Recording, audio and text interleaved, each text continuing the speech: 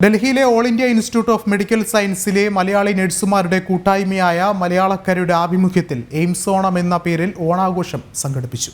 നിരവധി പേർ പരിപാടിയിൽ പങ്കെടുത്തു.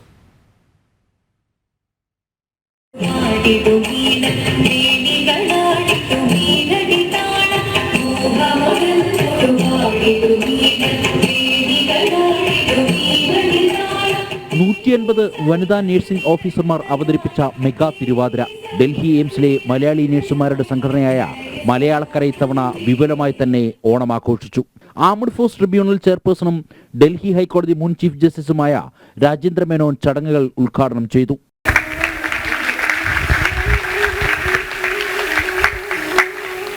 AIIMS director professor M Srinivasan മുഖ്യ അതിഥിയായ ചടങ്ങിൽ എയിംസിലെ മലയാളികളുടെ മാഗസിൻ തുരുത്തിന്റെ പ്രകാശന കർമ്മവും നടന്നു. ഓണാഘോഷങ്ങളുടെ ഭാഗമായി കലാപരിപാടികളും വിപുലമായ ഓണസദ്യയും സംഘടിപ്പിച്ചിരുന്നു. ജനം, ഡൽഹി.